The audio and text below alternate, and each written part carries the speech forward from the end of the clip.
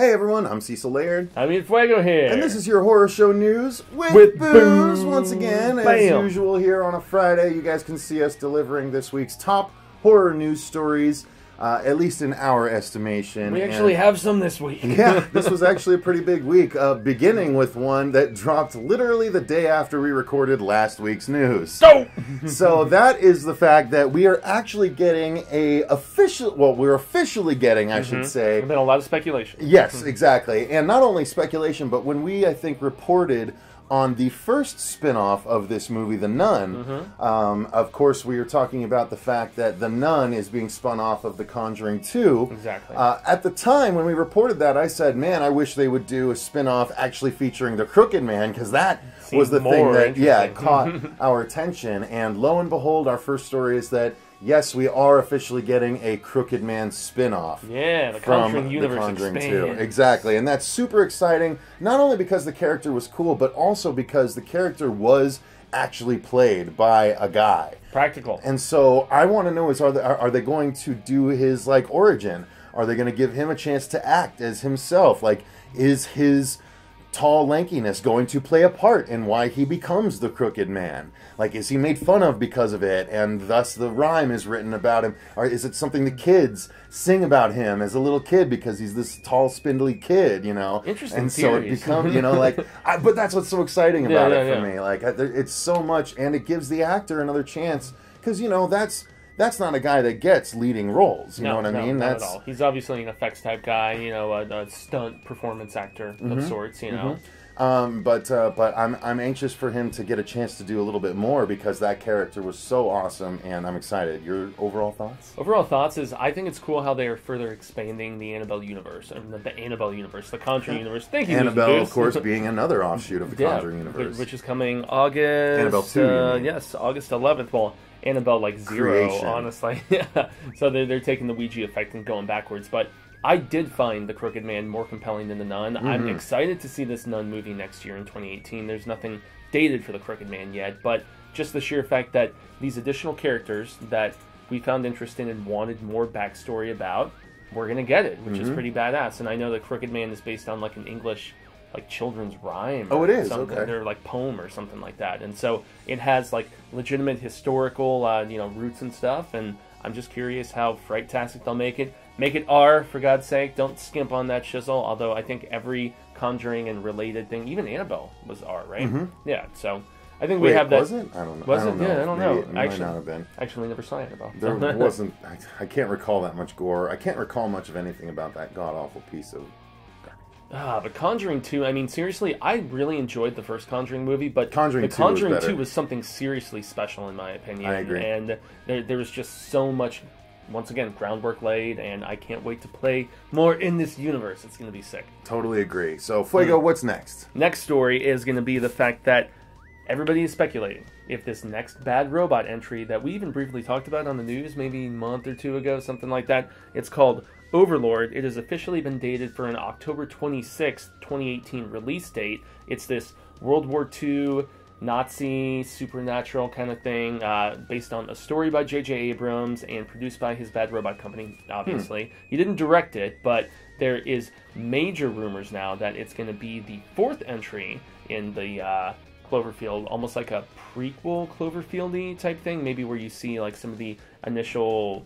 The fourth after the upcoming other one, God Particle. Exactly, okay. Which is coming out October 27th of this year, and presumably the next entry after 10 Cloverfield Lane. So, just the fact that it's been dated... Are they making Cloverfield an October tradition now? Perhaps. I mean, now that... well, actually, I was about to say, now the Paranormal Activity is gone, but Saw is coming back, and we're not keeping that as a major story this week or anything, but we have an official title. It's called Jigsaw now. Yeah, which is kind of dope. So, I don't know. World War II kind of played out with the zombies. I know you and I have been in concurrence about I'm not zombies, to see Nazis, another... I should say. Well, here's the thing. I'll watch giant monsters anywhere, and I've never seen a giant monster in a World War II atmosphere, so sure, why the hell not? Yeah, that'd be cool. Yeah, I'll take it. I mean, I saw monsters in the Viking atmosphere in Outlander, and I've seen them in other places. That movie that you lent to me, which I still haven't watched, I'm over at the house the other day. Total side note, guys, and a friend of mine is like, "You have never seen this movie?" It was actually Crazy George from our panel, dude. Nice. He was like freaking out that I haven't seen that movie. He's like, "This is so badass." So yeah, from Cecil and from George. It's a great movie. Yes, indeed. So yeah, not much to talk about that Bad Robot release beyond that, but just that it's exciting. No, it's cool. Mm-hmm. Yeah, an October release from Bad Robot. I mean, you can't go wrong there. The next one, I think we both have a little bit of insight to. Go ahead, you do that, and I'll do the fourth one there. Cool. I haven't seen Sherlock. I know that Benedict Cumberbatch endeared himself to many people by portraying Bernard Cumberbund? Benedict, yeah, whatever the hell they were calling him at this point. But Doctor Strange, maybe, as you guys may know him as now, and that's where he saw more of an American audience. I would say, I've come to bargain with you. But the team behind the Sherlock Limited series that BBC did, which spanned, I guess, 7 years, but it was interesting the way they did it. Like, each season was almost like 3 movies. Or 4 movies, so it was like a major, like, and there was like a special in between seasons 2 and 3, I believe. Okay. Well, that makes a lot of sense then. So that team is pairing back together for a Dracula epic limited series, which it's not completely confirmed for BBC, but BBC is the one that they want to basically put it on. I don't know. It's one of my favorite novels ever, so I'm always hesitant with Dracula, because it's a property that's been done to death at this point, but with that type of talent behind it, I mean, people seem to like Sherlock. I respect Dracula, but I've never found Dracula scary in any way, Did you read the novel? No, never did. Oh, the novel's great, man. It's done in almost like a journal style, so it's like letters back and forth between people as opposed to like a regular narrative, and it's very interestingly written. There was a reason why Bram Stoker never had any other hits really, or like big stuff beyond this, but it laid the groundwork for so much. I can understand the fact that it's been kind of defanged and declawed in your estimation. It's just been done too many times. It's tired at this point, so maybe they could inject some new undead life into this series. What's your thoughts, man? I hope so. Maybe. I mean, I'll definitely watch it because I do love BBC limited series. I love their Hyde limited series. That was the thing that or Jekyll rather. It was Jekyll, yeah. but it was obviously about Hyde. No, I thought that was amazing. That was only 6 episodes. I love the finiteness that they give their series, but I also love a lot of their longer running ones. I watched all of Being Human. I watched all of Primeval. I watched all, which was, a dinosaur X-Files show, which was freaking awesome. But yeah, I watched Jekyll. Did they also do Torchwood? Torchwood, yep, that's a Doctor Who offshoot. So yeah. And these guys also worked on Doctor Who, these Sherlock movies. Oh, awesome, yes. Yeah, Wait, so the other guy must be Stephen Moffat then, because he's the one that's behind a lot of the most recent Doctor Who iterations. And he is a brilliant writer, quite frankly. He is... I have tremendous respect for the guy, so knowing that he's one of the creative forces behind it makes me really excited, for sure. So definitely pumped about that. Maybe he can do horror and not just, sci-fi, like, I mean, like, any type of genre work. I think he was behind Jekyll as well. Oh, okay. So good hands then. Yeah.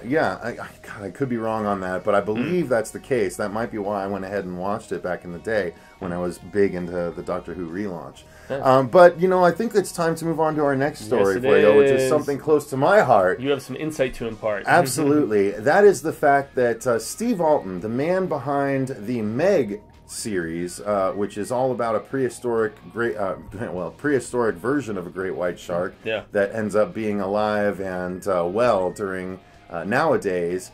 The Meg movie is actually being adapted by Big Budget Studio right now for release next year, starring Jason Statham. August, where is it? August 10th, 2018, yeah. Dude, have you seen the posters? No, I haven't. They released posters? There's some, like, test posters for the international audiences. It's like a huge ship, and then there's a fin like as big as the ship, going right next to it. It looks pretty rad. Yeah. You guys are seeing that right now. Man, I gotta check that out then. I haven't seen that. But yeah, I'm excited about that. But Steve Alton's other big project that's garnered a lot of attention is a book called The Loch. And that is all about the Loch Ness Monster, of course. It takes place in Scotland, obviously around Loch Ness. And it's essentially about this scientist that, as a young boy, had a run-in in the loch that he escaped from, where he remembers like a tree branch sort of snagging his leg and pulling him under when he was out fishing. Tree branch? Yeah, well, that's what he remembers, and he got out with punctures in his leg that he thought was from the branch. So it turns out it was actually what is blamed to be the Loch Ness monster, which is essentially a prehistoric eel. Yeah. That invades the loch, and that somebody was talking with us about this recently, where they were like, "That's why there's no body in some of these photographs, because these big eels jump up out of the well, yeah, they can do that, but no, they're amphibious too. They can actually sort of hop along the land and sort of so they can breathe air too, like regular air as opposed to for short periods of time. Interesting. Okay. But yeah, anyway, it gives a whole reason as to why they're there sometimes, but not there other times. There's actually an underwater channel to a larger body of water that people don't really know about. Okay, and the sightings are so infrequent, so that makes sense. Exactly. Okay. So apparently, we are going to be getting a big budget adaptation of this, just like we're getting a big budget adaptation of Meg. And what's really interesting is that I know, because I've read I think 5 Meg books at this point, and the 6th one, I believe it's the 6th one, Meg Night Stalkers, is set to be released next year as well. Yes, indeed. Or Generations. No, Night Stalkers was the last one. Yeah, Generations is the next one. 2018. But what's interesting is the Loch had one book, and then it had another one called Vostok. Yes, that was the sequel.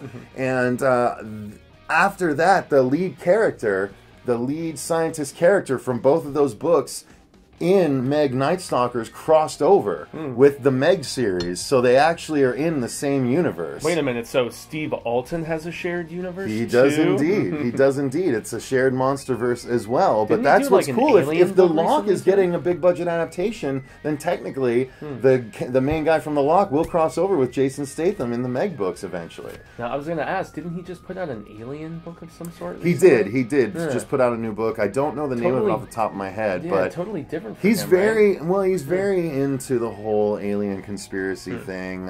He very much believes in all of the sightings and things like that. So Kurt Russell's been pouring fuel on that fire recently. Has he? Yeah. I mean, did you not hear about this? No. Yeah, he claims to be the person who phoned in the Phoenix Lights. Really? He was piloting a plane from LA to Phoenix at the time, and he was the one who actually called it in initially. Really? Yeah, him and his son. Interesting. Great, okay. Right? Yeah. Well, totally off topic, guys. Off topic, but nonetheless, look out for The Loch, because if you guys haven't read that yet, check it out. It's a little bit of a tough read for some people because it's written. All the characters, since it takes place in Scotland, have a very thick Scottish accent. And it's written as such. And so it's a little bit tough, and he did tone it down for Vostok, but Vostok actually brings in sort of the alien element as well. So is there some killing and some like legit creature there's stuff creature kills. in the Loch? There's creature kills for sure. Nice. Yep. Okay. And there's actually a really cool there's actually a really cool conspiracy involving the order that came about after William Wallace.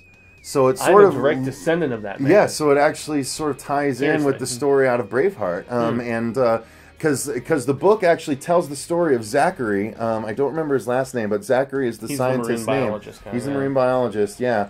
But it actually every couple of chapters there's a chapter that is a diary page from the guys from William Wallace's time, which ties in with this underwater channel that was actually had a gate built in order to allow them in and out for various reasons and stuff like that. It's a big sort of deep mystery and historical thing. It's so cool. So it's very rife for storytelling, and I'm excited for everyone to take part in it. Sweet. Yeah, it's the same Chinese production company that's doing Meg, and Alton Awesome. even said recently, he's like, if Meg is successful, we're doing more of those movies as well. So cool stuff too. Dude, it's going to be successful. Yeah, giant shark. Come on. Well, people have been dying to see stuff like that. Look yeah, at Jurassic World.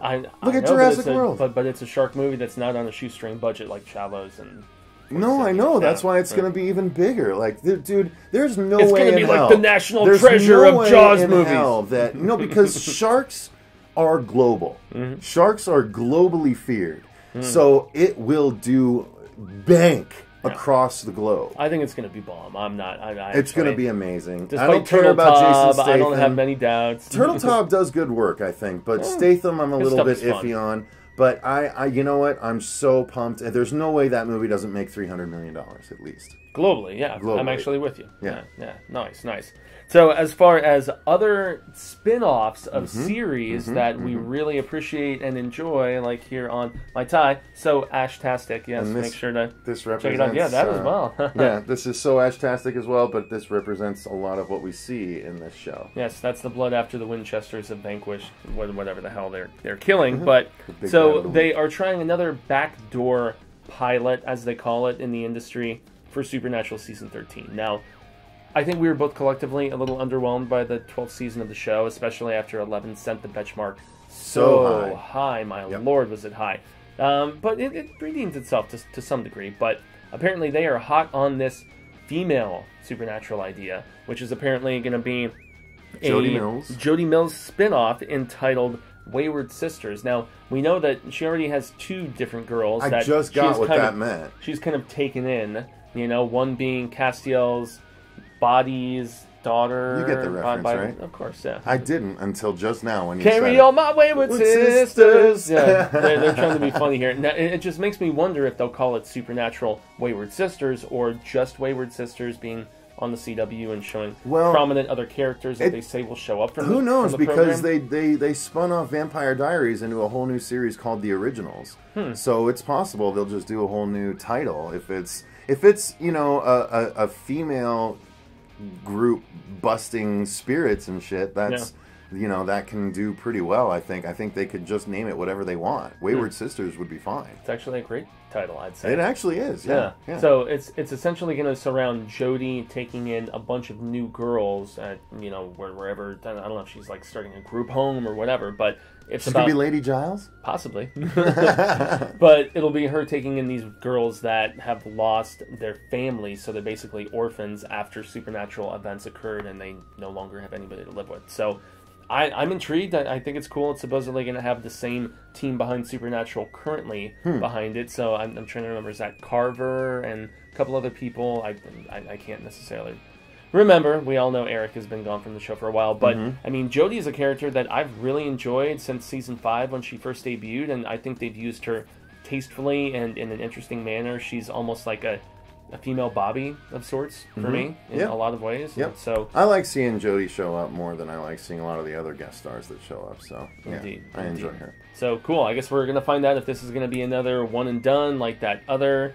Oh, the last other pilot was terrible, dude. It was a boring, really bad episode. Very bad actors, and this actually with an established character, I think it makes much better. It makes way more sense. Much better possibility. Sure. Yeah. So, with more Supernatural, I guess, tie-in information, so even though Eli Roth and Jack Black are tied in with this project, we have to mention that Eric Kripke, yes, the guy who created Supernatural, has scripted a film that Eli Roth is going to direct and that Jack Black is going to star in, and it's based on a 70s children's horror mystery of sorts. I don't think either of us really I've never heard of it. Have too much that we can impart about this. A house with a clock in its walls. Yeah, exactly. Yeah, so it's about this kid whose parents die, and he goes to live with his uncle. His uncle is apparently a warlock. The neighbor is a witch, and there's all kinds of strange supernatural shizzle going on in this place. And it's a series of books, actually, that were all written by John Bellairs, first one coming in 1973. He passed away in the 90s, but the series has had life to go on with ghostwriters even after. So that's pretty cool. Yeah, I mean, just based on the talent alone, man. I mean, Eli Roth, I'm into it. Yeah. Children's stuff makes me scratch my head a little bit, but I mean, I think Kripke could bring some real fun and just kind of, I don't know, just jovial sense of the horrific to this, and Jack Black fits that as far as casting goes. And I agree. Yeah, and Amblin is actually producing this. Oh, so, okay. Yeah, well, that's a good thing. Yeah, you know, I'm down. I'm down to give it a try. I don't have such a problem with Eli Roth doing something more kid-generated because he's still going to be able to lend his sensibilities to a kiddie type thing, which is something I like to pride myself in because Yeah. I work two ends of the spectrum when it comes to writing and stuff like that. So Make it a hard PG-13, dude. Come on. well, either way, I'm interested to see it, despite the fact that Jack Black always leaves me a little bit raised eyebrow when he comes to attach to a thing. Horror type stuff? Or Yeah. is it just like anything? Well, Goosebumps made me pause. Yeah. I mean, everything since that he played that giant, Gulliver, was just terrible. Gulliver's Travel was awful. Yeah, I was really looking forward to that one too. That was terrible. It was so bad. So I'm a little bit wary of the Black. Although I do love Tenacious D still, so it's a give and take with him in my opinion. But I'll give it a try nonetheless. But yeah, based on the talent assembled, man. Yeah, come on now. It's worth trying out. But time to move on to the next story, Fuego, which Yes. I'm going to jump in on. As you should, sir. And that is the one we fact followed that a while. the Kevin Smith Krampus film that was originally called Anti-Claus, that he was writing with his co-host from Edumacation, the podcast, Andy McElfresh, who he now does a YouTube series called Wake and Bake with Kevin and Andy. Take a guess what that's about. Yeah, it's breakfast foods for the stoner. but honestly, some of their stuff, they made French toast out of with like a Fruity Pebbles milk instead of regular milk. Like it was really good, good looking.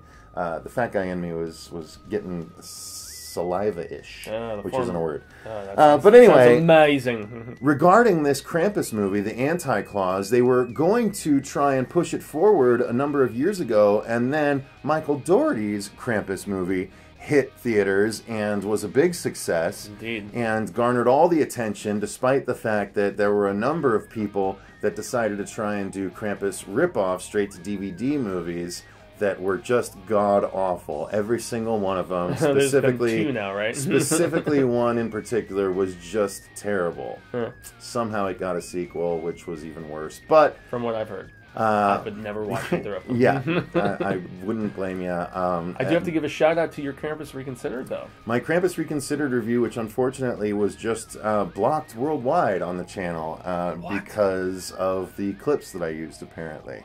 They decided to bot me on this one, so I've got to figure out what I'm going to do there. Shiza. Well, I feel bad for mentioning it now. Yeah, it's a little bit of a bummer, but it deserved an explanation in case anyone searched for it. So I'm trying to figure out how I can work around it, but yeah, now they're flagging all the stuff that I even talked over. So it's a bit of a bummer. So I'll figure it out, but nonetheless, I still love the movie, and it's worth your guys' time to watch if you haven't seen it yet. But nonetheless, they are actually finally going to push ahead with this project, and it is now called Kilroy. We all thought it was dead. Now, is this actually still the anthology project that they were going to do? Exactly, it is, yeah. Okay. So it's still going to be the anthology approach, and they're basically just replacing the Krampus creature with something that's inspired by some World War II like graffiti art that was popping up all over the world. Interesting.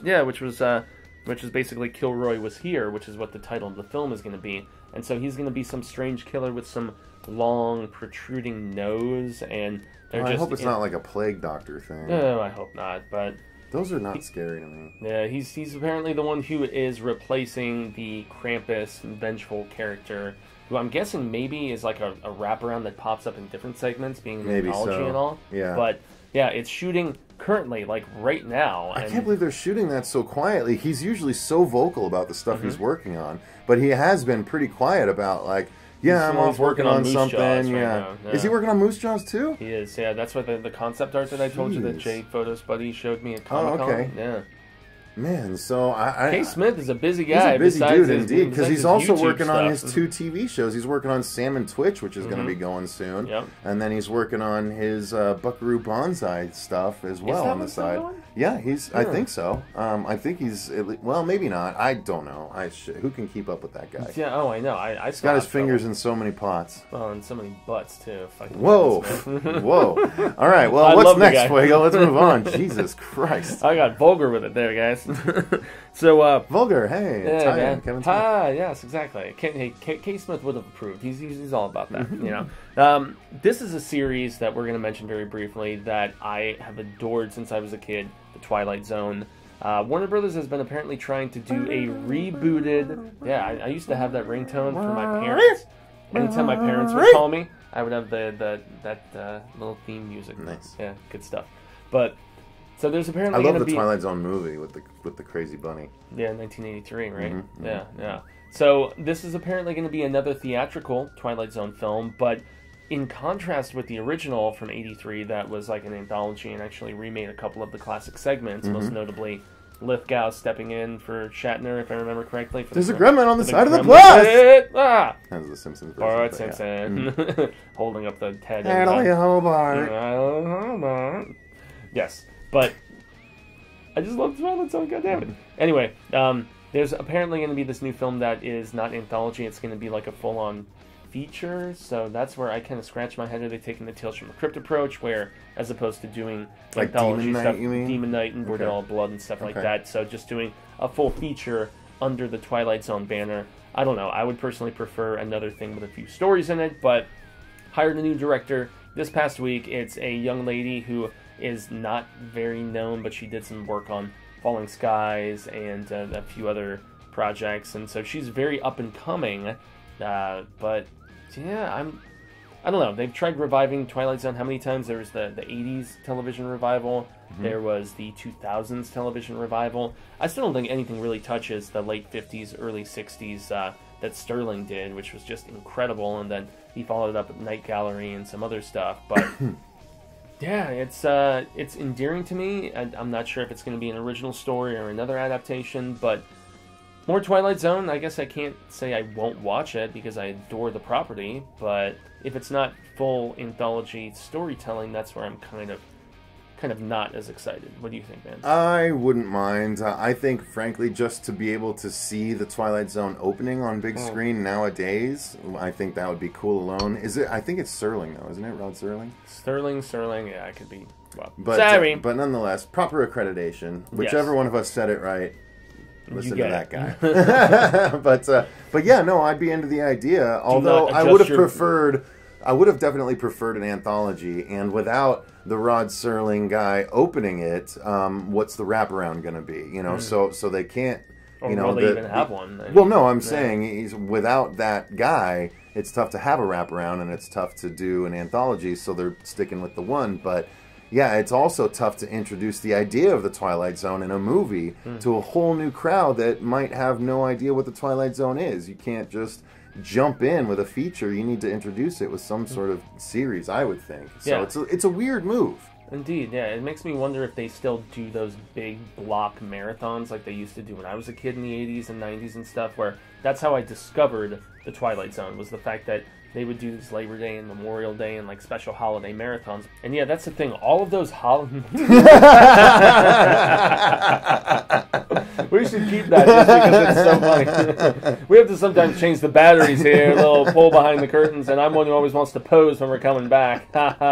So funny. But any of the holiday weekends that I would find the opportunity to do these marathons of the Twilight Zone, that's where I just fell in love with anthology horror before I was even able to obtain Tales from the Crypt and, you know, lots of other stories of that nature. And so I don't know. I just have mixed thoughts about this. If it's not going to have just that, I mean, are they going to tell us, do not adjust your virtual reality glasses or whatever, you know?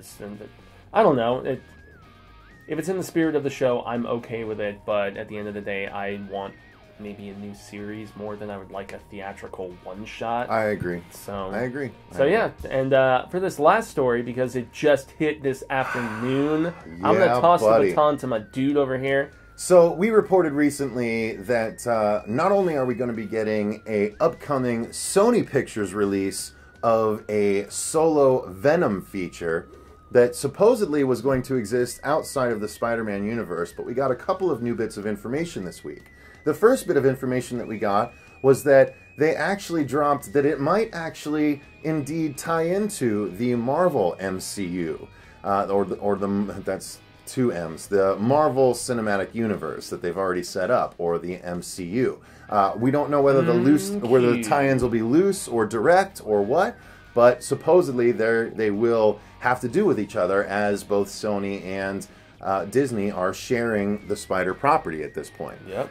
But the bigger bit of news that Fuego said, as Fuego said, we just got this afternoon, is that the big bad for this R-rated Venom horror movie, which they did say it is going to be a horror-ish superhero type movie or dark version. And R-rated, and it's coming out in October, for God's sake. The the villain is actually going to be, appropriately, Cletus Cassidy himself, Mr. Carnage. Killed his grandma. Killed his grandma. Killed more than that. The dude is a serious mass murderer. He killed his parents, or one of his parents, or both of them. No, in the Carnage time bomb, not time bomb.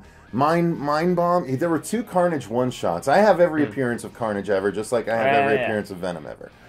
So I have all of his stuff, but it gets a little jumbled in this 36-year-old brain. But he definitely was an evil dude, and I think at least killed his dad, if not killed his mom and dad. But he's complete psychopath, and he became Carnage as a result of Venom. At one point, Venom was incarcerated in a regular jail, Eddie Brock, and they thought they had extracted the symbiote, or at least killed the symbiote, because it was an early fight with Venom that Spider-Man had in the Amazing Spider-Man comic book, well before any of the Venom series launched in the 90s. And so he's in this jail, and he escapes. His symbiote sort of returns to him, and he busts out of the prison, and his roommate, Cletus Cassidy, the red-headed psychopath, like, leans out and was like, "What was that?" And then you see a bit of the symbiote drip onto the cell wall next to him.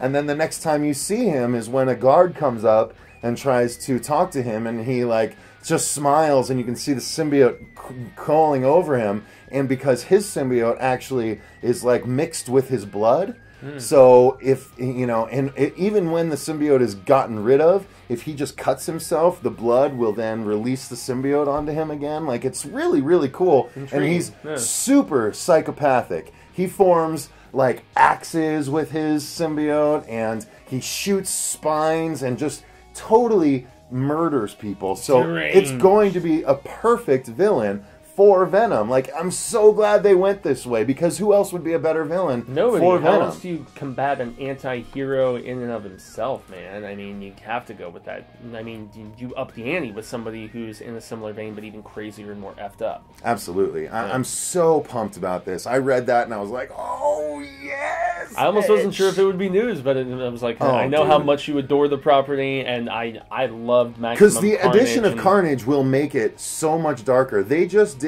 Well, I think it has to be R-rated. Well, they just did an 18-issue, I think it was 18-issue Carnage series, where it actually started with Carnage getting his hands on, like, a mystical book and becoming this evil totem that was just, that had all this power, and his symbiote was like this representation of this evil totem, and he just got more and more powerful and mystical and magical, and it was a complete horror series for real. It was all about this team of people, including Eddie Brock in a different suit, because he wasn't Venom again at the time. But yeah, Eddie actually just became Venom again in the last 2 issues in Venom 150, which was, or actually technically Venom number 6 of the most recent series. Eddie Brock got the costume again, and then Venom 150 came out, and now they went back to the original numbering.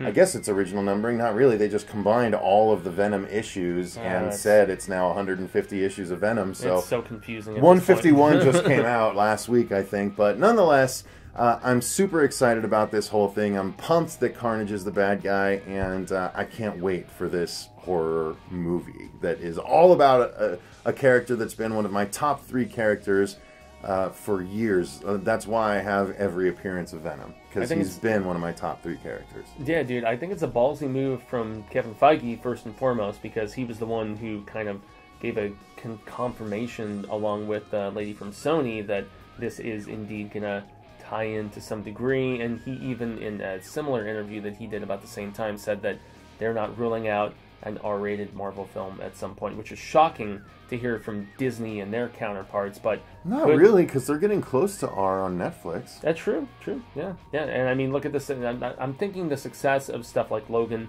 and Deadpool and things like amazing. That has to play into this to some degree, and even the original Kick-Ass was a very successful, very violent R-rated. Same with so much so that the same guy came back to do the Kingsman, and now the sequel. Vaughn. Yeah, Matthew Vaughn. Now the sequel, also based Kingsman. on a comic. Yeah. Yep, and very R-rated. And also, oh goodness, what's the name of the writer? The guy who did Old Man Logan. Same guy who wrote Kingsman, right? He also wrote Mark Millar. Mark Millar, yep. Yeah. Or Miller, yeah. Miller. Yeah. You're not supposed to say it as Millar, even though it's spelled with an A-R. Yeah. Interesting. Yeah. Well, learn something new every day, guys. And hopefully you learned a lot of rad horror news from us today, or just heard us discuss it and give our thoughts. Exactly. Let us know what you guys think of this week's news stories. Are you excited in particular about any of these? Or are you bummed about any of them? Let us know in the comments down below. We'd love to get this conversation going. We always check the comments and we respond to any that start a conversation with us. And we go back and forth, and it's good fun and sometimes a little bit crazy. So make sure you comment down below. Let us know what you think. But until next time, I've been Cecil Laird. Gracias, I've been the long-haired guy. And remember, stay scared.